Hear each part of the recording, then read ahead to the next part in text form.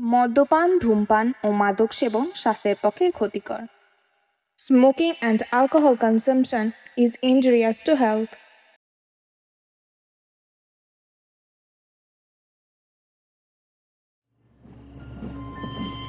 যে ব্যক্তি ট্রেন থেকে হাত বাড়িয়েছিল তার হাতের আঙুলগুলোর মধ্যে মধ্যমায় একটা স্টার আকৃতির আংটি ভিডিওতে চকচক করছে। এদিকে ট্রেনে ওঠার পর ওই মেয়েটি কানে ইয়ারফোন লাগিয়ে রীতিমতো ঝিমোতে শুরু করেছে। এমন সময় সেই কালো পোশাকধারী স্টার আকৃতির আংটি ধারক লোকটি তার ব্যাগ থেকে একটা বড় হাতুড়ি বের করে। মেয়েটার মাথায় মেরে মাথা ফাটিয়ে দেয়। তারপর তার শরীরের এক একটা অংশ কেটে ব্যাগে ভর্তি করতে থাকে আর মুখ থেকে একটা বীভৎস গোঙানির আওয়াজ বের করে। ছুরির আগা দিয়ে চোখ দুটোকে খুবলে নেয়, এমনকি মৃতদেহটাকে নগ্ন করে তার স্তন দুটোকেও কেটে সে ব্যাগের মধ্যে ভরে নেয়।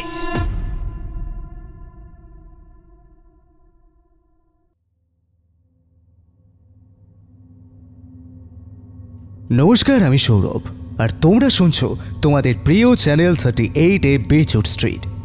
শ্রোতা বন্ধুরা, গল্পে যাওয়ার আগে তোমাদের কাছে একটা ছোট্ট অনুরোধ। যারা আমাদের চ্যানেলে নতুন গল্প শুনছো অবশ্যই চ্যানেলটিকে সাবস্ক্রাইব করে পাশে থাকা বেল আইকনটা প্রেস করে দেবে, যাতে পরবর্তী গল্পের আপডেট সবার আগে পৌঁছে যায় তোমাদের কাছে। সাথে গল্পটি ভালো লাগলে একটা লাইক আর কমেন্ট করতে ভুলো না। তোমাদের একটা লাইক আর কমেন্ট আমাদের পরবর্তী গল্প বানাতে অনেক মোটিভেট করে। চলো আর দেরি না করে সরাসরি চলে যাই গল্পে। আজ তোমরা শুনবে লেখক অমিয় নস্করের কলমে পল্লী গ্রামের এক হাড় হিম করা ভয়ের গল্প, লাশের খিদে। আজকের গল্প পাঠ ও গল্পের সূত্রধর আমি সৌরভ। অন্যান্য চরিত্রে বর্ণালী, ঝিনুক, পূজা, দীপেন্দু, পার্থ, দুর্বা, কৃষ্ণকলি, পিয়ালি, অতনু, প্রিয়ম, দেবজিৎ, রাজ। শুরু হচ্ছে আমাদের আজকের বিশেষ নিবেদন, লাশের খিদে।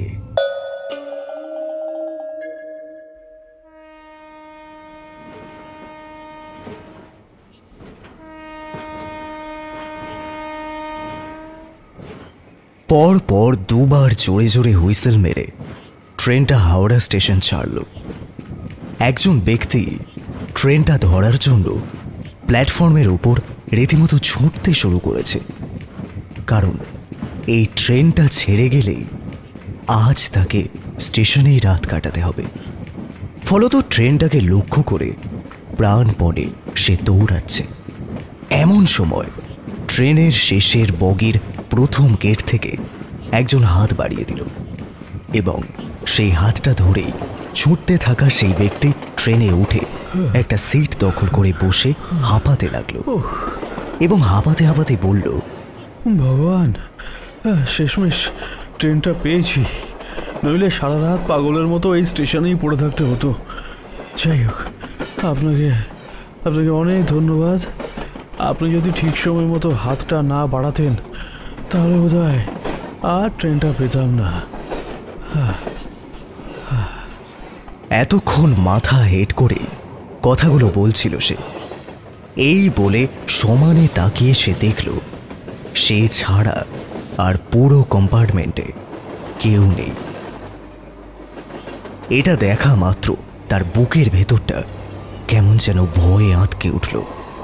সে কাকেই বা ধন্যবাদ জানাচ্ছে? যার হাত ধরে সে ট্রেনে উঠল তাকে। কিন্তু এখন তো এখানে কেউ নেই, পুরো কম্পার্টমেন্ট ফাঁকা, সে ছাড়া আর কেউ নেই। ফলত এবার ভীষণ ভয় করতে শুরু করেছে তার। আবার তার উপরে একটা জাংশনে লাইন পরিবর্তনের ফলে ট্রেনের ভিতরে জ্বলন্ত বৈদ্যুতিক টিউবলাইটগুলো জ্বলতে নিভতে শুরু করেছে। এবার তার মাথাটা কেমন যেন ধরে এলো। ক্লান্ত বিবর্ণ মুখে সে জানালা দিয়ে বাইরের দিকটা তাকিয়ে ভয় এড়াতে মনে মনে আরাধ্যের নাম জপ করা শুরু করেছে।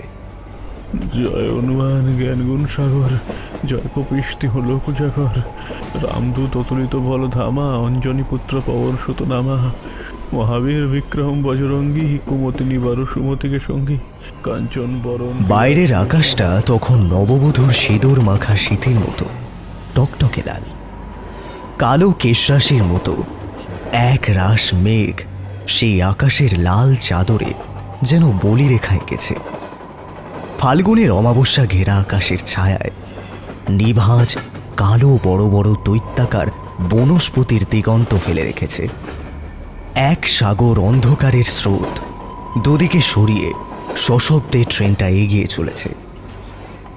এমন সময় সেই ব্যক্তির চোখের দুটো পাতা এক হয়ে গেল। বোঝা গেল তার মধ্যে ঘুম এসে ভর করছে। ভালোই হলো, ক্লান্ত শরীরে ভয়ের বাতাবরণ সরিয়ে ঘুমের আধিপত্য স্থাপন হয়েছে। এটা বেশ ভালো ব্যাপার।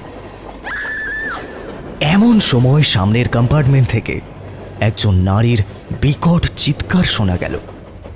হঠাৎ সেই চিৎকারে সদ্য ঘুমিয়ে পড়া এই ব্যক্তির ঘুমটা ভেঙে গেল। কাঁচা ঘুম ভাঙায় সে ঢুলো ঢুলো চোখে চিৎকারের উৎসস্থল বরাবর দৃষ্টি নিক্ষেপ করে দেখল সামনের কম্পার্টমেন্টের সাথে এই কম্পার্টমেন্ট শুধুমাত্র একটা পার্টিশনে ভাগ করা আছে, যে পার্টিশনের নিচে প্রায় 1 ফুট ফাঁকা এবং ওপরে প্রায় 2 ফুট। তাই সামনের বগিতে কি হচ্ছে সেটা দেখার জন্য সিট ছেড়ে সামনের দিকে এগিয়ে গেল সেই ব্যক্তি। এবং তৎক্ষণাৎ হঠাৎ করেই ট্রেনের মধ্যে চলতে থাকা টিউবলাইটগুলো সব নিভে গেল। ফলত এক তাল অন্ধকারের মাঝখানে সেই ব্যক্তির পরবর্তী পদক্ষেপ গিয়ে পড়ল একটা স্যাঁতস্যাঁতে তরল পদার্থের ওপর এবং সে তৎক্ষণাৎ পা পিছলে সজোরে আছাড় খেল। ভগবান! কোমরে হাত বোলাতে বোলাতে করুণ স্বরে সে বলে উঠল, কোমরটা এবার গেল বোধ হয়। কি জন্য যে মরতে এই ভুতুরে ট্রেনে উঠেছিলাম কে জানে। এর চেয়ে ঢের ভালো হতো যদি স্টেশনেই রাতটা কাটাতাম। এবার ওখানেই বোধ হয় প্রাণটা যাবে।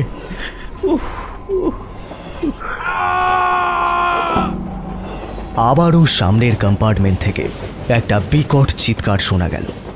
তবে এবারের সেই চিৎকার একজন পুরুষের। এতক্ষণে ট্রেনের ভেতরে টিউবলাইটগুলো জ্বলে উঠেছে। সেই ব্যক্তি আবারও উঠে দাঁড়ালো।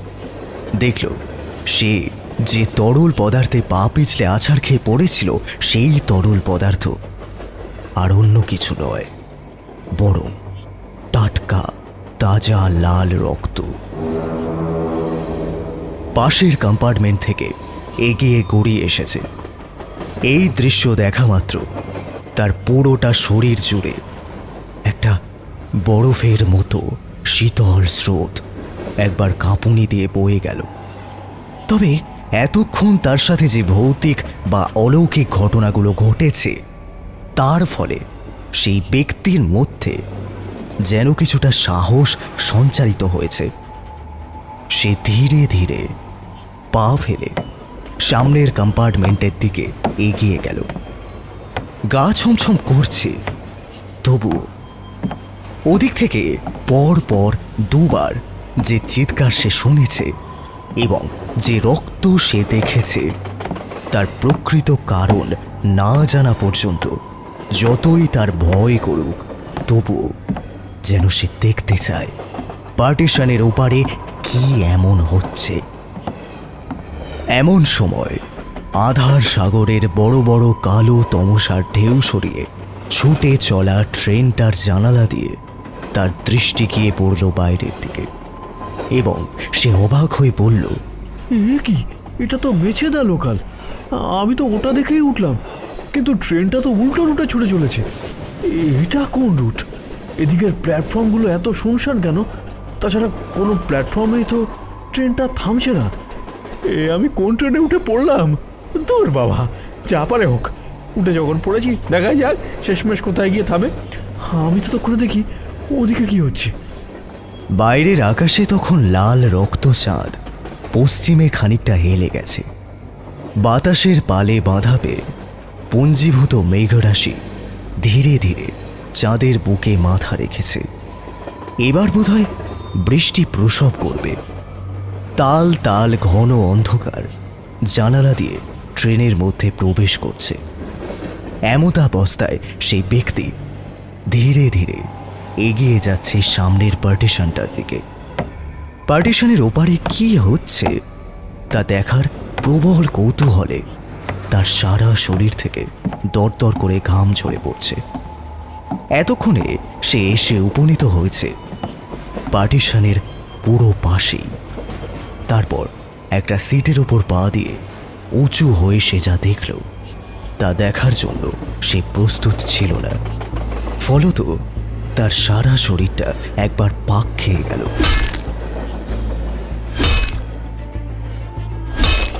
সেখানে একজন কালো প্যান্ট, কোট ও ইংরেজদের মতো হাঁটু পর্যন্ত বুট পরিহিত একটা লম্বা সুঠাম দেহী মানুষ হাতে বিরাট বড় এবং ভারী হাতুড়ি নিয়ে সামনে বসে থাকা দুই নারী পুরুষকে ইচ্ছে মতো হাতুড়ির আঘাতে রক্তাক্ত করছে। তাদেরকে দেখে মনে হলো বোধহয় নবদম্পতি। তাদের একবার করে চিৎকারের কারণ তারা হাতুড়ির প্রথম আঘাতেই প্রাণ ত্যাগ করেছিল। তবুও যেন সেই ব্যক্তি তাদেরকে কুপিয়ে যাচ্ছে হাতুড়ির ভারী আঘাতে। অতঃপর তাদের দুজনের পরনের পোশাক খুলে ফেলে একটা ধারালো ছুরি বের করে তাদের প্রতিটা অঙ্গ কেটে কেটে তার ব্যাগের মধ্যে ভর্তি করছে। হ্যাঁ, কি করবে মানুষের এই মাংস? খাবে নাকি নাকি নাকি লোকটা পাগল, নাকি কোনো সুপারি কিলার? ছুরির ডগা দিয়ে খুবলে তুলে নিচ্ছে দুজনের দু চোখ জোড়া।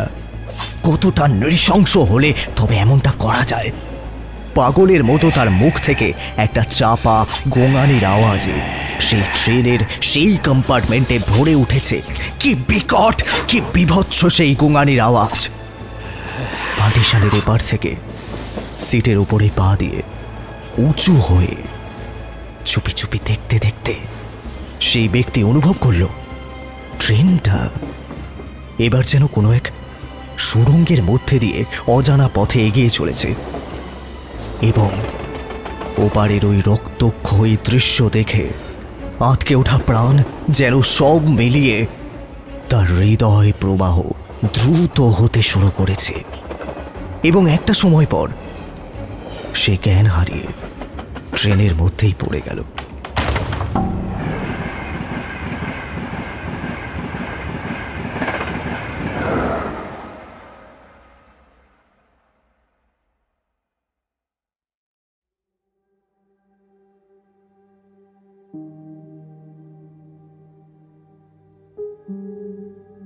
ফটোগ্রাফি নিয়ে পড়াশোনা করার পর এখন গলায় ক্যামেরা ঝুলিয়ে সারাটা দিন কলকাতা থেকে হাওড়া ও হাওড়া থেকে কলকাতা টো টো করে ভবঘুরের মতো বেকার জীবন নিয়ে ঘুরে বেড়ানো অমিতের একমাত্র কাজ। প্রথম থেকেই তার একটাই ইচ্ছা, তিলোত্তমা শহর কলকাতাকে এমনভাবে তার ক্যামেরায় ক্যাপচার করবে যা তার আগে কখনো কোনো দিন কোনো ফটোগ্রাফার করেনি। কলকাতার শহরের ক্লান্তময় সেই রূপ, ব্যস্তময় রূপ এবং গভীর রাতের নিদ্রাচ্ছন্ন পতিতাপল্লী পরিবেষ্টিত সেই রূপ একত্রে সেই ত্রিবেণী সঙ্গম যা ফটোগ্রাফির মাধ্যমে সারা পৃথিবীকে সে দেখাতে চায়। কিন্তু তার সে আশা পূরণ হবার কোনো রকম সম্ভাবনা সে এখনো লক্ষ্য করেনি। এমন সময় অমিতের ফোনে একটা কল আসে। সে কলটা রিসিভ করা মাত্র ফোনের ওদিক থেকে মায়া বলে ওঠে, কি গো, কোথায় তুমি? হাতের ঘড়িটার দিকে একবার তাকিয়ে দেখেছো? সন্ধ্যে 7টা বেজে গেছে। তুমি আজও লেট। আসছি কিছুক্ষণের মধ্যে আসছি, একটু অপেক্ষা করো। তুমি কোথায় আছো বলো তো? আরে আমি এই কলেজ স্ট্রিটে আছি, এক্ষুনি আসছি। তাড়াতাড়ি এসো আমি তো গঙ্গার পাড়ে বসে আছি। যা হুকুম ম্যাডাম। ঢং, তাড়াতাড়ি এসো। এই বলে ফোনটা কাটল মায়া। মায়া অমিতের প্রেমিকা। সেই কলেজ লাইফ থেকে তাদের মধ্যে ঘনিষ্ঠ সম্পর্ক, কিন্তু দুজনে কেউই তেমনভাবে প্রতিষ্ঠিত হতে পারছে না, তাই এখনো পর্যন্ত তাদের বিয়ে করে ওঠা হয়নি। মায়া একটা রেস্তোরাঁয় ওয়েটারের কাজ করে, মাসে 10-12 হাজার টাকার মতো ইনকাম করে, এবং তা সবটাই খরচ হয়ে যায় সংসার চালাবার তাগিদে ও বাবার ওষুধপত্রে।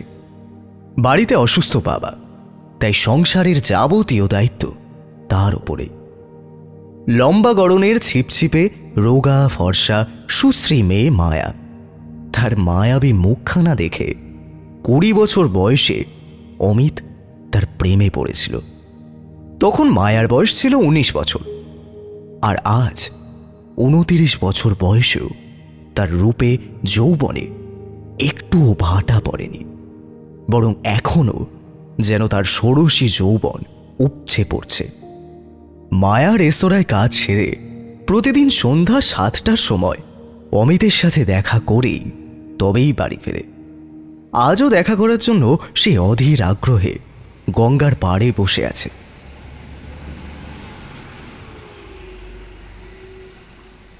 অমিত এতক্ষণে বাস থেকে নেমে এসে বসল মায়ার পাশে এবং বিট নুন মেশানো 1 ঠোঙা বাদাম মায়ার দিকে এগিয়ে দিয়ে বলল, কি গো, আসতে দেরি করেছি বলে রাগ করেছো বুঝি? প্লিজ রাগ করো না, প্লিজ। না, রাগ করিনি। তাছাড়া আজ তো প্রথম নয়, তুমি তো প্রায়শই দেরি করে আসো, তাই রোজ রোজ একই বিষয়ে রাগ দেখানোটাও উচিত নয়। আরে শোনো না, আজ একটা স্টুডিওতে অডিশন দিতে গিয়েছিলাম, ওই জন্য তো দেরি হয়ে গেল। ও আচ্ছা আচ্ছা, তা অডিশন কেমন হলো? ভালোই হয়েছে, তবে ওদের একটা শর্ত ছিল, আমি সেটা মেনে নিইনি। কি শর্ত ছিল? আরে আর বলো না, সারা জীবন ওদের হেফাজতে কাজ করতে হবে। আমার পার্সোনালি কোনো স্টুডিও থাকলে হবে না, এমনকি ভবিষ্যতেও কোনো স্টুডিও তৈরি করতে পারবো না। এছাড়াও আমার নিজস্ব কাজগুলোতে ওদের প্রোডাকশন হাউসের নাম থাকবে, আমার নয়। এই কাজ করার চেয়ে না করাই ভালো, কি বলো? হ্যাঁ, ঠিক করেছো, ওদের শর্ত মেনে নাওনি, একদম ঠিক করেছো। জানো তো, কিছু ভালো লাগছে না। কবে যে আমি ফটোগ্রাফি নিয়ে লাইফ স্টেবল করে যাব কে জানে। আরে বাবা, এত চিন্তা করো না, সব ঠিক হয়ে যাবে। ধৈর্যের ফল কিন্তু মিষ্টি হয়। আচ্ছা, এই নাও বাদাম খাও। এই বলে মায়া অমিতের হাত থেকে বাদাম নিয়ে মুখে পুড়ে অমিতের মাথায় হাত বোলাতে বোলাতে খাওয়ার জন্য তার মুখেও কয়েকটা বাদাম দিল।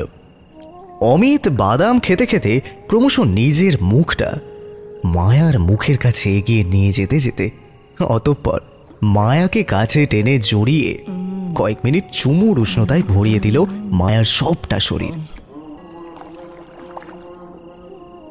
নদীর স্রোতের কুলুকুলু ধ্বনির সাথে মিশে গেল পাশের মসজিদের সন্ধ্যার আজানের সুর। দক্ষিণা বাতাস বইছে এক স্নিগ্ধ আবহে। এমন সময় অমিত জিজ্ঞাসা করল, বাবা মা কেমন আছেন? হ্যাঁ, আগের থেকে এখন একটু ভালো আছে। আর তোমার বাবা মায়ের কি খবর? হ্যাঁ, ভালোই আছেন, শুধু আমাকে নিয়েই চিন্তিত। 30 বছর বয়স হয়ে গেল, এখনো পর্যন্ত নিজের পায়ে দাঁড়াতে পারলাম না, কি যে হবে না। এতক্ষণে অমিত মায়ার কোলে মাথা দিয়ে শুয়ে পড়েছে, আর মায়া অমিতের মাথায় হাত বোলাতে বোলাতে তাদের অন্তরের কথা, বাহ্যিক কথা, প্রেমের কথা এসব আদান প্রদান করছে। অমিত লম্বা সুঠাম দেহি সাবলীল একজন পুরুষ, শ্যামলা গায়ের রং, বুদ্ধিদীপ্ত চোখ, আর মনে প্রবল ইচ্ছা একদিন বিরাট বড় মাপের একজন ফটোগ্রাফার হবে। এবং শুধুই যে মনে ইচ্ছে আছে এমনটা নয়, সাথে সাথে অগাধ চেষ্টাও আছে, কিন্তু এখনো পর্যন্ত সে কিছু করে দেখাতে পারেনি। তাই তাকে নিয়ে তার বাবা মা ভীষণ চিন্তিত, প্রেমিকাও চিন্তিত, কিন্তু সে ভীষণ একগুঁয়ে ছেলে। এই ফটোগ্রাফির প্রফেশন ছাড়া সে আর অন্য কোনো প্রফেশনের সাথে যুক্ত হওয়ার কথা ভাবতেও পারে না। এমন সময় হঠাৎ মায়ার ফোনটা বেজে উঠল। ফোনটা রিসিভ করা মাত্র ফোনের ওপার থেকে নয়নতারা বলে উঠল, কিরে মায়া, তুই কোথায়? এই তো আমি গঙ্গার পাড়ে বসে আছি রে, অমিতের সাথে একটু কথা বলছি। কেন, কিছু হয়েছে? আরে না না, তেমন কিছু হয়নি, তবে কিন্তু একটা গুড নিউজ আছে। কি খবর আছে বল, আগে শুনি, তারপর ভেবে দেখবো গুড নাকি ব্যাড। আচ্ছা শোন, আমার বরের কাছে তোর বয়ফ্রেন্ড মানে অমিতের ওই ফটোগ্রাফির বিষয়ে যে কাজের কথাটা আমি জানিয়ে রেখেছিলাম না, হ্যাঁ, তো উনিও কিন্তু সেই কথাটা মাথায় রেখেছিলেন, বুঝলি? তো মুম্বাইতে একজন মহিলার সাথে ওনার পরিচয় হয়েছে। তিনি ফটোগ্রাফির একটা বিরাট প্রজেক্ট নিয়ে কলকাতাতে কাজ করতে আসছেন। ওখানেই অমিতের কাজের সুযোগ হলেও কিন্তু হয়ে যেতে পারে। সামনের সোমবার অমিতকে ওনার সাথে দেখা করতে বলবি। আমি ঠিকানাটা তোর হোয়াটসঅ্যাপে পাঠিয়ে দেবো, কেমন? আচ্ছা, কিন্তু শোন, একটা কথা বলি। আবার পরে কথা বলবো রে, একটু ব্যস্ত আছি এখন। হ্যাঁ, খুশির খবর, তাই ব্যস্ত থাকা সত্ত্বেও তোকে জানিয়ে দিলাম। এ বিষয়ে আবার পরে কথা হবে। হ্যাঁ, ওকে, বাই। আরে শোন। এই বলে নয়নতারা হুট করে ফোনটা মুখের ওপর কেটে দিল। নয়নতারা অমিত ও মায়ার সবচেয়ে প্রিয় বন্ধু। সেই কলেজ লাইফ থেকে এই পর্যন্ত সর্বদা তাদের সঙ্গ দিয়ে এসেছে। এমনকি তাদের সম্পর্কটাও ওই নয়নতারাই ঘনিষ্ঠ হতে সাহায্য করেছে। আজও সেই একই রকমভাবে সে অমিত ও মায়াকে সাহায্য করতে চায়। নয়নতারার স্বামী উচ্চপদস্থ সরকারি অফিসার, তাই তার হাত ভীষণ লম্বা, বিভিন্ন ধরনের মানুষের সাথে পরিচিতি আছে। ফলত অমিতের চাকরিটা হলেও হয়ে যেতে পারে। যাই হোক, মায়ার মুখে নয়নতারার ফোন কলের কারণ হেতু বিস্তারিত সবটা শুনে অমিত বেশ খুশি হলো। মনে মনে ভাবতে লাগলো, এবার একটা চাকরি জুটলেই মায়াকে বিয়ে করে সংসার পাততে হবে। বয়স তো হচ্ছে, আর কতদিনই বা এভাবে চালাবে। এভাবেই কেটে গেল মাঝের 2 দিন। আজ সকাল সকাল অমিত স্নান সেরে ফর্মাল পোশাক পরে মায়ের পায়ে প্রণাম করতে গেছে। এমন সময় তার মা জিজ্ঞাসা করলেন, কি ব্যাপার, এত সকাল সকাল কোথায় যাওয়া হচ্ছে? এই তোমার কাজের জন্য বেরোচ্ছি, আজ একজনের সঙ্গে অ্যাপয়েন্টমেন্ট আছে গো। ও আচ্ছা আচ্ছা, যা বাবা যা, সাবধানে যা। আর শোন, বাড়ি থেকে বের হওয়ার আগে বাবাকে একবার প্রণাম করে বাবাকেও বলে যাস, কেমন? আচ্ছা ঠিক আছে মা, আমি বাবাকে বলে আসছি এক্ষুনি। এই বলে অমিত বাবার পায়ে প্রণাম করে বাবার আশীর্বাদ মাথায় নিয়ে বেরিয়ে পড়েছে। অমিতের মা অমিতের শুভ কামনা করে বলে উঠল, দুর্গা দুর্গা, মা মা মা গো মা মহামায়া, তুমি আমার ছেলেটার সহায় হও মা। এত চেষ্টা করছে ছেলেটা, তবু একটা কিছু কাজ হচ্ছে না। দীর্ঘদিন বেকারত্ব বই বেড়ানোর ফলে ও না একদিন পাগল টাগল হয়ে যায়। মা, আমার একমাত্র সোনার ছেলে আমার অমিত, তুমি জগৎ জাননী মা তারা, তুমি ওকে একটু দেখো মা, একটু দেখো।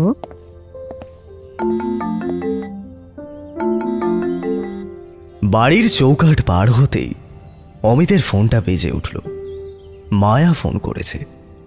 অমিত ফোনটা রিসিভ করে বলল, হ্যাঁ হ্যালো। শোনো না, একটা কথা বলি। হ্যাঁ বলো। যদি উনি কোনো অপ্রাসঙ্গিক প্রশ্ন করেও ফেলেন, তুমি কিন্তু তাতে রেগে যেও না, মাথা ঠান্ডা রেখো। হ্যাঁ, ভুলে যেও না, এটাও কিন্তু তোমার কাছে একটা বড় ইন্টারভিউ।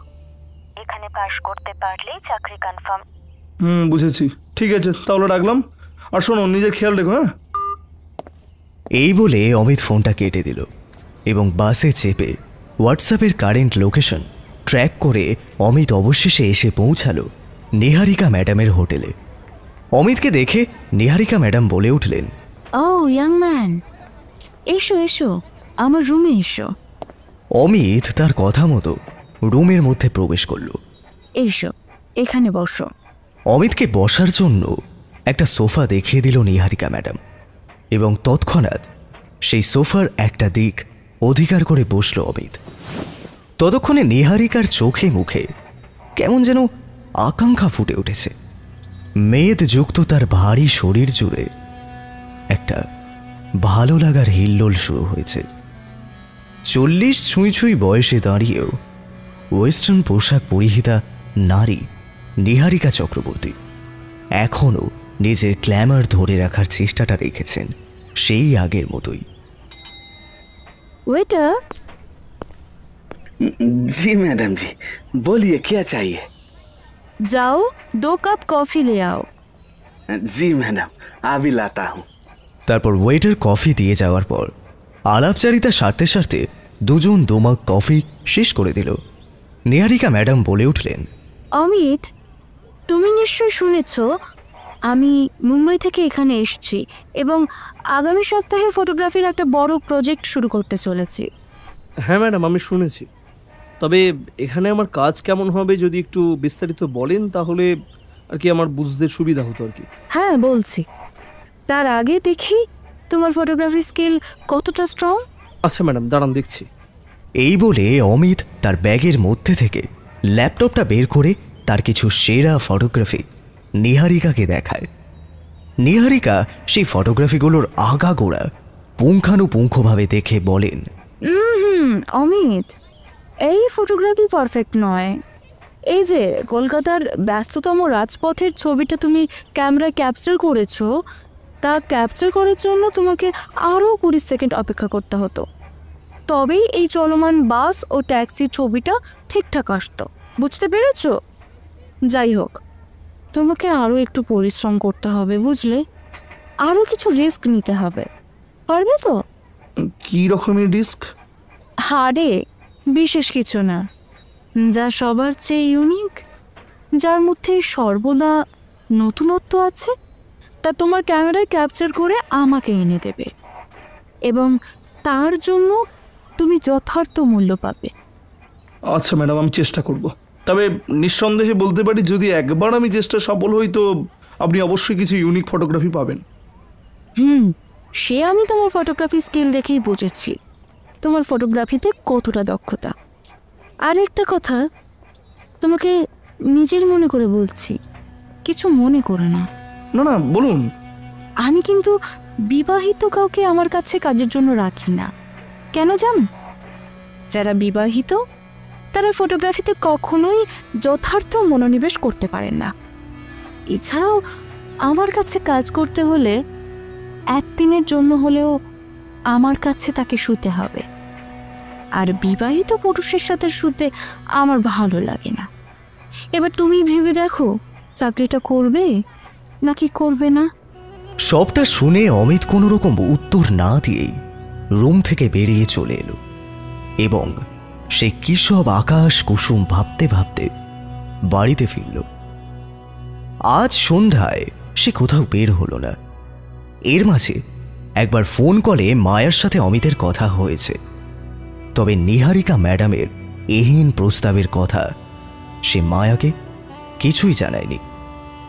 শুধু এটুকু জানিয়েছে এখন ইউনিক ফটোগ্রাফি দিতে পারলে টাকা পাওয়া যাবে, ব্যাস এটুকুই। তবে নিহারিকার কথায় অমিত বেশ চিন্তিত এবং সারাক্ষণ সে অন্যমনস্ক হয়ে আছে। বাড়িতে ফিরতে মাত্রই তার মা তাকে জিজ্ঞাসা করলেন, কি রে অমিত, সকালে যখন বেরোলি তখন তোর চোখে মুখে কেমন উত্তেজনা ছিল, এখন এমন বিবর্ণ লাগছে কেন বাবা? ঠিক আছিস তো? হ্যাঁ মা, আমি ঠিক আছি। চাকরিটা হয়নি তাই না রে? হ্যাঁ মা, হয়েছে, চাকরিটা হয়েছে। ফটোগ্রাফি দিতে পারলেই টাকা দেবে। এই বলে কেমন যেন অন্যমনস্ক হয়ে অমিত নিজের ঘরে গিয়ে শুয়ে পড়ল।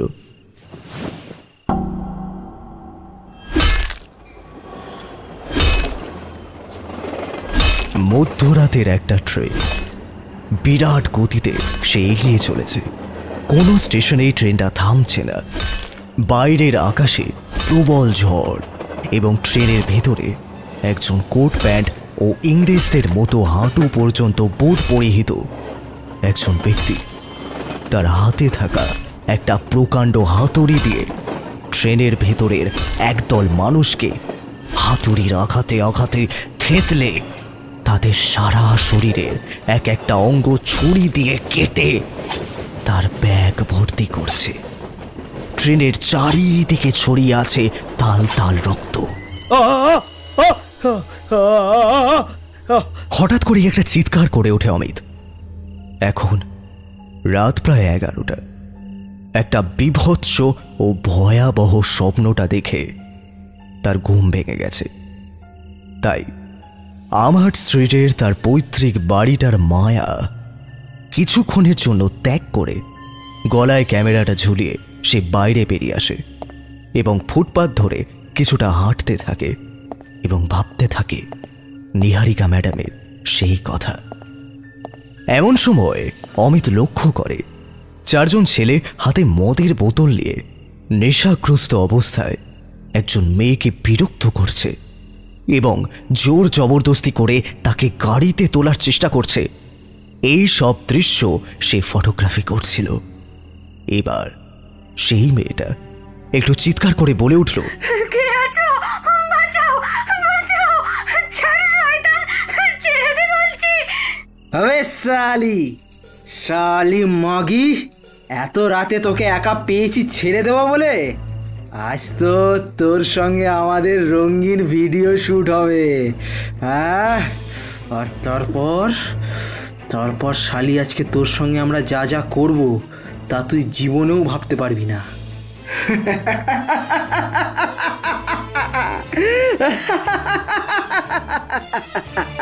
আরে আজ তুই নায়িকা হয়ে যাবি রে, তোকে সবাই দেখবে।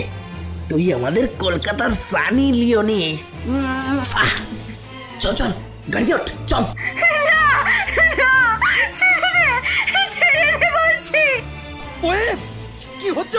এগুলো দেখে সহ্য করতে না পেরে অমিত একটু জোরে চিৎকার করে সামনে এগিয়ে এলো। তারা এতক্ষণে মেয়েটাকে গাড়ির মধ্যে তুলে সোজা গাড়ি নিয়ে বড় বাজারের উপর দিয়ে হাওড়ার ব্রিজের ওদিকটায় চলে গেল। অমিত তৎক্ষণাৎ 7-5 না ভেবে বাড়িতে গিয়ে বাইকটা বের করে নিয়ে আসে, সাথে একটা বড় উইকেট। যে দিকটায় বরাবর তাদের গাড়িটা ছুটে গেছে সেই দিক বরাবর ফুল স্পিডে বাইক চালিয়ে অতঃপর হাওড়ার ব্রিজের শেষ প্রান্তে পৌঁছে দেখে গাড়িটা সেখানেই দাঁড়িয়ে আছে এবং গাড়ির ভেতর থেকে সেই মেয়েটার গোঙানির আওয়াজ। গাড়ির দরজাটা খুলে উইকেট দিয়ে 4 জনকে বেধড়ক পিটিয়ে তাদের হাত থেকে মেয়েটাকে রক্ষা করে অমিত। তারা প্রচণ্ড নেশাগ্রস্ত থাকায় পাল্টা আক্রমণ করার ক্ষমতা তাদের তেমন ছিল না। অমিত মেয়েটাকে জিজ্ঞাসা করল, আপনি কোথায় যাবেন? এত রাতে বাইরে কেন বেরিয়েছেন? আমি ওই আমহার্ট স্ট্রিটের কাছাকাছি একটা জুয়েলারি দোকানে কাজ করি। হাওড়া স্টেশন থেকে ট্রেন ধরবো, গাড়ি পাইনি, তাই গলিপথ দিয়েই হেঁটে ফিরছিলাম। ভাগ্যিস আপনি এসে পড়েছিলেন, আপনাকে অনেক ধন্যবাদ। না না, ঠিক আছে ঠিক আছে। তো আপনার ট্রেন কটায়? ট্রেন 11:54। ও আচ্ছা, আর মাত্র কয়েক মিনিট বাকি আছে তো। আচ্ছা আপনি বসুন, আমার বাইকে বসুন, আমি আপনাকে স্টেশনে ছেড়ে দিচ্ছি।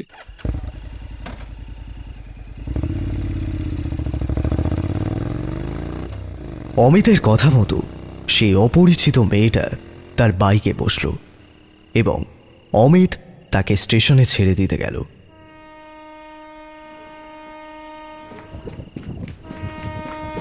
এতক্ষণে ট্রেন ছেড়ে দিয়েছে আর সেই মেয়েটা ছুটছে ট্রেনের পেছনে। দৃশ্যটা খানিকটা দিলওয়ালে দুলহানিয়া লে যায়েঙ্গে সিনেমার মতো, তাই অমিত ক্যামেরা দিয়ে তা ভিডিও শ্যুট করছিল। এমন সময় একজন ব্যক্তি ট্রেনের ভেতর থেকে হাত বাড়িয়ে দিল এবং সেই হাতটা ধরে মেয়েটি ট্রেনে উঠে গেল। অমিত এতক্ষণ যে ভিডিওটা করেছে সেটা চালিয়ে দেখল যে ব্যক্তি ট্রেন থেকে হাত বাড়িয়েছিল তার হাতের আঙুলগুলোর মধ্যে মধ্যমায় একটা স্টার আকৃতির আংটি ভিডিওতে চকচক করছে। এদিকে ট্রেনে ওঠার পর ওই মেয়েটি কানে ইয়ারফোন লাগিয়ে রীতিমতো ঝিমোতে শুরু করেছে। এমন সময় সেই কালো পোশাকধারী স্টার আকৃতির আংটি ধারক লোকটি তার ব্যাগ থেকে একটা বড় হাতুড়ি বের করে। মেয়েটার মাথায় মেরে মাথা ফাটিয়ে দেয়। তারপর তার শরীরের এক একটা অংশ কেটে ব্যাগে ভর্তি করতে থাকে আর মুখ থেকে একটা বীভৎস গোঙানির আওয়াজ বের করে। ছুরির আগা দিয়ে চোখ দুটোকে খুবলে নেয়, এমনকি মৃতদেহটাকে নগ্ন করে তার স্তন দুটোকেও কেটে সে ব্যাগের মধ্যে ভরে নেয়।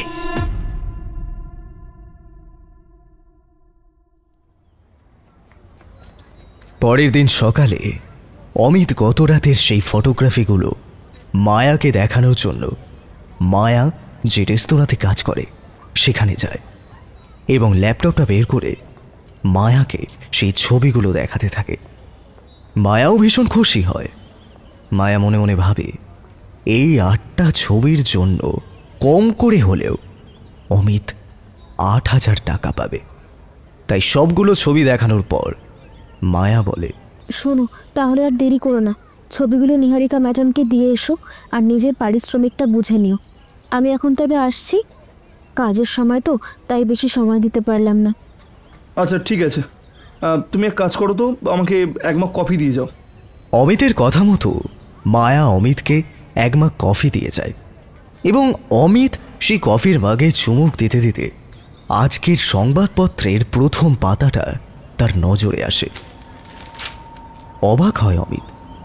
সে দেখে একজন যুবতী নিখোঁজ এবং সেখানে যে ছবিটা দেওয়া আছে তার সাথে নিজের ফটোগ্রাফি মিলিয়ে দেখে গত রাতে ধর্ষকদের হাত থেকে যে মেয়েটাকে বাঁচিয়ে সে ট্রেনে তুলে দিয়েছিল সেই মেয়েটাই নিখোঁজ। অমিতের মাথাটা কেমন যেন ঘুরে গেল। তৎক্ষণাৎ সে ফটোগ্রাফিগুলো নিয়ে পুলিশ স্টেশনে গেল এবং বিস্তারিত সবটা বলল। কিন্তু পুলিশের তেমন হেলদোল সে দেখল না। তাই তার মনে মনে ওই স্টার আকৃতির আংটি ধারক মানুষটার প্রতি একটা চাপা ঘৃণা ও রাগ জন্ম নিতে শুরু করেছে।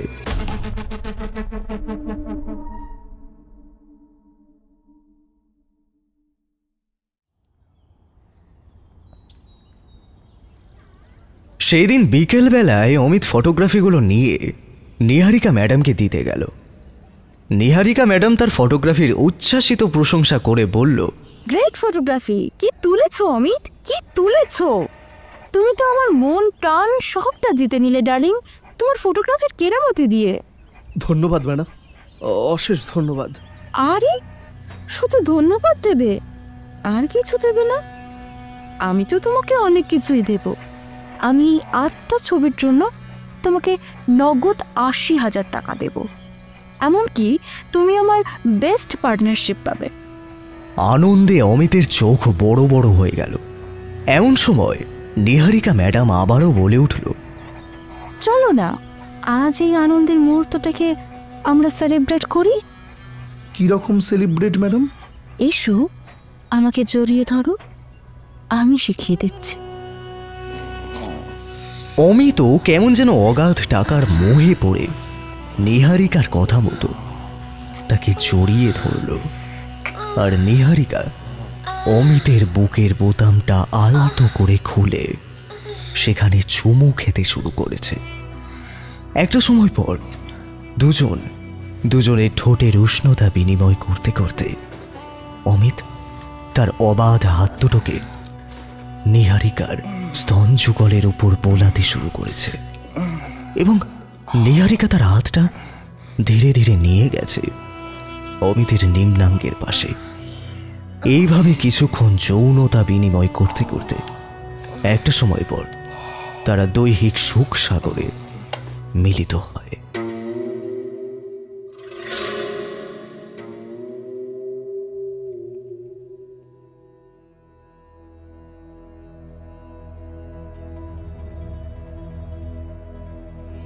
বাইরে তখন সন্ধ্যা নেমেছে। পাখির দল তাদের ডানায় রৌদ্রের ক্লান্তি মুছে ফেলে ঘরে ফিরছে। কিন্তু মায়ার পোষমানা পাখি অমিত এখনো ঘরে ফেরেনি। সে যেন এতদিন পর কোনো এক বনলতা সেনের আশ্রয় পেয়েছে, যে আশ্রয় পাখির নীড়ের মতো বিশ্বস্ত। এইভাবে প্রায় 3-4 দিন কেটে গেল। পঞ্চম দিন অমিত ফোন করে নয়নতারা ও মায়াকে জানালো অধিক মূল্যে তার ছবি বিক্রি হওয়ার কথা এবং সেই আনন্দে অমিত তাদেরকে ট্রিট দিতে চায়। সেই আনন্দে তাদের সাথে একটা সুন্দর মুহূর্ত সেলিব্রেশন করতে চায়। তাই অমিত, মায়া, নয়নতারা ও নয়নতারার স্বামী এই 4 জন মিলে দীঘার উদ্দেশ্যে বেরিয়ে পড়ল এবং সেখানে প্রায় 4 দিন কাটিয়ে তারা আবার ফিরে এলো হাওড়া স্টেশনে এবং হাওড়া থেকে ব্যান্ডেল যাওয়ার পথে শেষ ট্রেনে উঠে পড়ল নয়নতারা ও নয়নতারার স্বামী। কিন্তু সেই হত্যাকারীর হাতে তাদের দুজনের নৃশংস মৃত্যু ঘটল। পরের দিন সংবাদপত্রে তাদের নিখোঁজ হওয়ার খবর প্রকাশ পেল, কিন্তু কেউ কোনো রকমভাবে এই পর নিখোঁজ হয়ে যাওয়ার কোনো কারণ বা হদিশ কিছুই জানতে চায় না। হাওড়া স্টেশন থেকে শেষ যে কোনো ডাউন ট্রেনে উঠলেই সে নিখোঁজ হয়ে যাচ্ছে, কিন্তু তাদেরকে এইরকম নৃশংসভাবে হত্যা করে তাদের শরীরের মাংসগুলো কেটে ব্যাগ ভর্তি করে নিয়ে যাওয়া, এর এই ইতিহাস তো কেউ জানে না। কিন্তু এখন প্রতি রাতে অমিত স্বপ্ন দেখে একজন লোক হাতুড়ি নিয়ে মানুষের মাথা ফাটিয়ে তার শরীর থেকে সমস্ত রক্তটা বের করে দিয়ে তার শরীরের মাংসগুলো ধারালো ছুরি দিয়ে কেটে কেটে নিয়ে চলে যাচ্ছে। অমিত ভেতর থেকে কেমন যেন ধীরে ধীরে দুর্বল হয়ে যাচ্ছে। এখন সে প্রতি রাতে হাওড়া স্টেশনে এসে প্রত্যেকটা ট্রেনে উঠে সেই হাতুড়িধারী ঘাতক লোকটাকে খোঁজার চেষ্টা করে, কিন্তু সে কাউকে দেখতে পায় না। আজ আবারও সে সেই বীভৎস স্বপ্ন দেখে এবং বাইকটা নিয়ে তৎক্ষণাৎ চলে আসে হাওড়া স্টেশনে।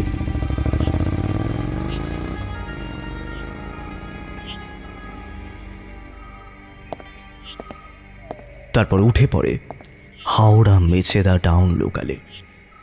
ঘড়িতে সময় এখন 12টা বেজে 18 মিনিট, আর 2 মিনিট পরেই ট্রেনটা চলতে শুরু করবে। হলেও ঠিক তাই, 2 মিনিট পরেই ট্রেনটা চলতে শুরু করল। কিছুক্ষণ পরে অমিতের চোখটা লেগে গেল। সে খুব সতর্কভাবে ঘুমাচ্ছে, কারণ সে জানে যে কোনো মুহূর্তেই সেই ঘাতক আসতে পারে। অমিতের ব্যাগের মধ্যে প্রয়োজনীয় জিনিসপত্র সে রেখেছে। এতদিন ধরে যে মানুষটা এত মানুষের প্রাণ নিয়েছে, আজ অমিত তার প্রাণ নেবে। এমন সময় অমিত অনুভব করল ট্রেনের গতি প্রবল হয়েছে এবং সেই ট্রেন এখন মেছেদার রুট পরিবর্তন করে কোনো এক অন্ধকার নরকের দিকে এগিয়ে চলেছে। দুদিকে অন্ধকার সাগরের তমসার বড় বড় ঢেউ সরিয়ে দিয়ে ট্রেনটা যেন এক ঘাতকের মতো এগিয়ে চলেছে। এমন সময় অমিত খেয়াল করল কেউ একজন তার দিকে এগিয়ে আসছে। অমিত চোখটা আলতো করে খুলে দেখল একটা লোক এগিয়ে আসছে।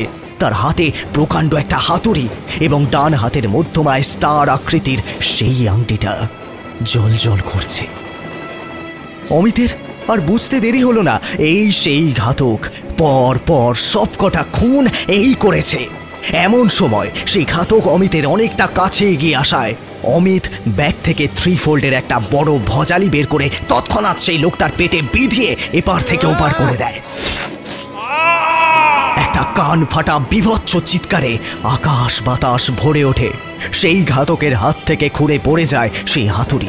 অমিত আবার ভজালিটা টেনে বের করে নেয়। আশ্চর্যের বিষয়, তৎক্ষণাৎ তার পেটের ওপর থেকে বড় ছিদ্রটা দিয়ে রক্ত পড়া বন্ধ হয়ে সেই ক্ষত স্থান আবার ঠিক হয়ে যেতে লাগলো। ধীরে ধীরে সেই ঘাতক যেন যেন যেন সম্বিত ফিরে পাচ্ছিল। অমিতের মাথায় একটা বুদ্ধি কাজ করে।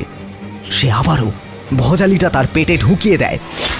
ব্যাগের মধ্যে থেকে পেট্রোলের বোতলটা বের করে 1 লিটার পেট্রোল তার গায়ে ছড়িয়ে দিয়ে একটা দেশলাই কাঠি জ্বেলে দিল।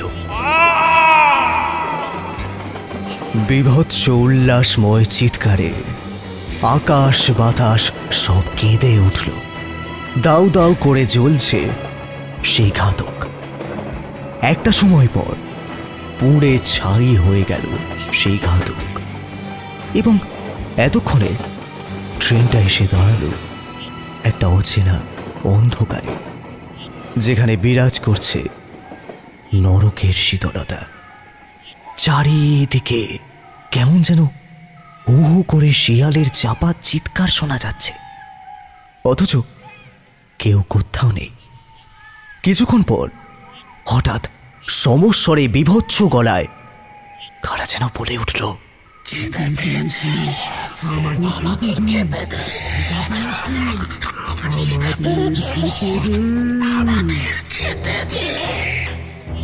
এবং তার ক্ষণকাল পরেই যেন একদল জ্বলন্ত চোখ অমিতকে ঘিরে এলো, সাপের ফণার মতো বিষাক্ত ও ধারালো তাদের নখের আঘাতে। এবার বোধহয় অমিতের প্রাণটা যাবে। এমন সময় ট্রেনের বৃদ্ধ ড্রাইভার নেমে এসে কর্কশ গলায় বলল, ছাড়ো ওকে, মেরো না। ওকে মেরে ফেললে তোমরা খাবে কি? হ্যাঁ, খাবে কি? এতদিন তোমাদের যে খাবার জোগাতো এ তাকে পুড়িয়ে শেষ করে ফেলেছে। হ্যাঁ, তাই এর উচিত শিক্ষা হবে। এখন থেকে এই আমাদের খাবার জোগাবে। হ্যাঁ, এই আমাদের খাবার জোগাবে।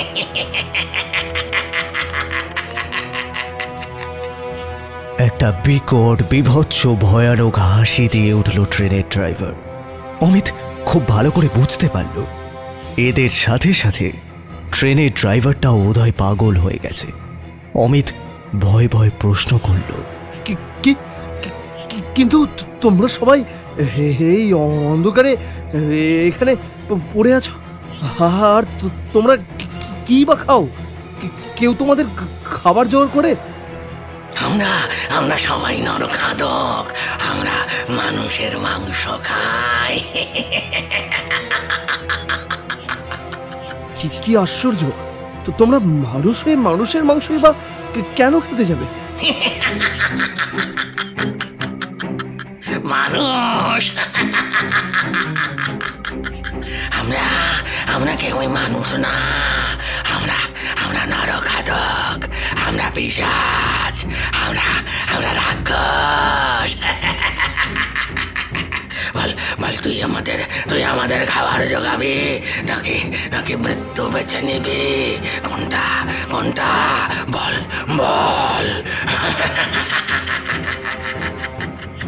অমিতের হাত পা সব কেমন যেন ঠান্ডা হয়ে এলো। সে কি করবে, কি বলবে আর বুঝে উঠতে পারছে না। সে ভয়ে ভয়ে প্রশ্ন করল, কিন্তু কি হবে? কিভাবে এসব হয়েছে? ড্রাইভার উত্তর দিতে যাবে তখনই সেই অন্ধকারের মধ্যে থেকে চোখ জ্বলতে থাকা পিশাচগুলোর মধ্যে থেকে একজন বৃদ্ধা মহিলা নাকি নাকি স্বরে বলে উঠল, অনেক পুরাতন ঘটনা। এখানে এই যে ব্রিজটা তৈরি হয়েছিল তা মানুষের লোভের বশে কমজোরি মালপত্র দিয়ে বানানোর জন্য বছর খানেকের মধ্যেই ভেঙে পড়ে, এবং এক ট্রেন শুদ্ধ লোক আমরা সব গিয়ে পড়ি ওই খাদে। সবাই মরেনি, তবে আমরা যারা মরেছি বহু কষ্ট পেয়ে পেয়ে মরেছি। শরীরে প্রাণ ছিল প্রায় 2-3 দিন, সঙ্গে মৃত্যুর যন্ত্রণা আর খিদের যন্ত্রণা, তারপর মৃত্যু। আমাদের খেতে দে।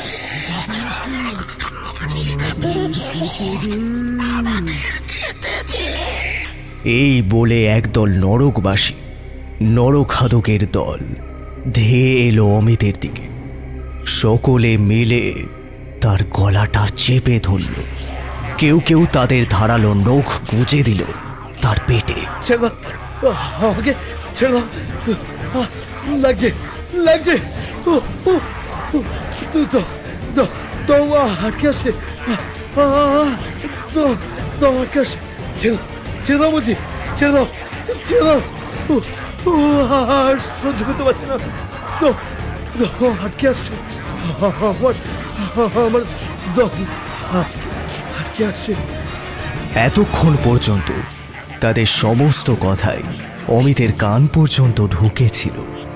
তারপর কখন যেন সে প্রচণ্ড ভয়ে আর্তনাদ করতে করতে অজ্ঞান হয়ে গেল। সে বুঝতে পারে। হঠাৎ থতমত খেয়ে সে চোখ খুলে দেখল হাওড়া স্টেশন এসে পড়ে আছে। চারিদিকে লোকজন ততক্ষণে আসা যাওয়া শুরু করেছে। বাইরে ভোরের আলো প্রায় পরিষ্কার হয়ে এসেছে। তারপর অমিত বাড়ি ফিরে যায়।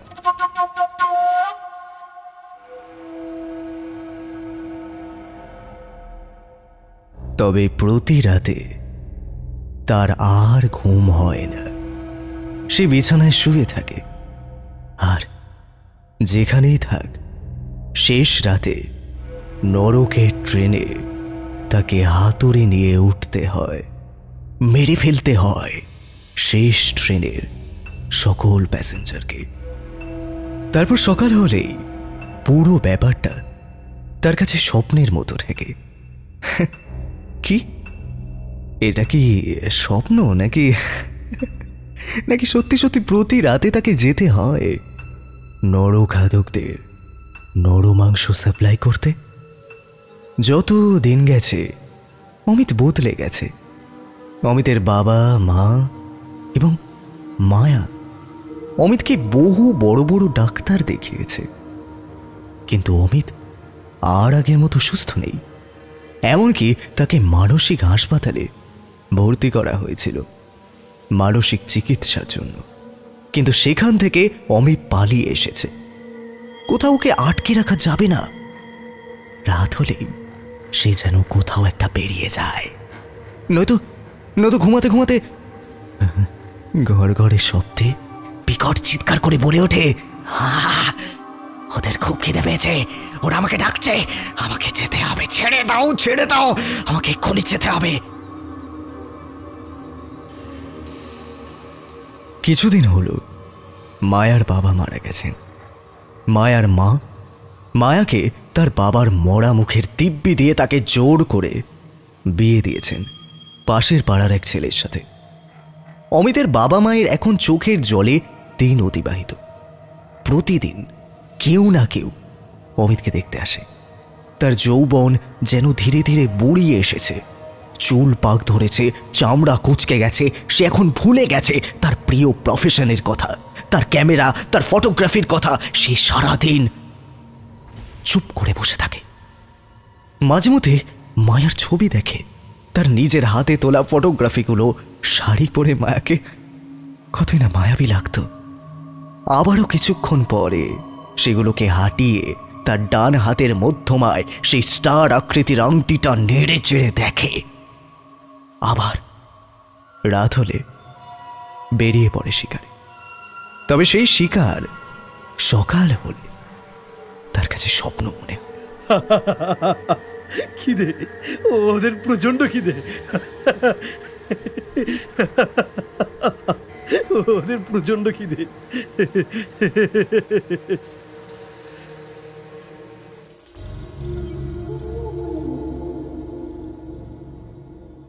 তাহলে শ্রোতা বন্ধুরা কি বুঝলেন? উত্তরটা ছেড়ে দিলাম আপনাদের মনে, আমাদের চ্যানেলের প্রিয় শ্রোতা বন্ধুদের উপরে। আপনারাই ঠিক করুন, অমিতের এই শিকার স্বপ্নেই সীমাবদ্ধ, নাকি বাস্তবের মাটিতে তার অস্তিত্ব আছে? কমেন্টে জানান।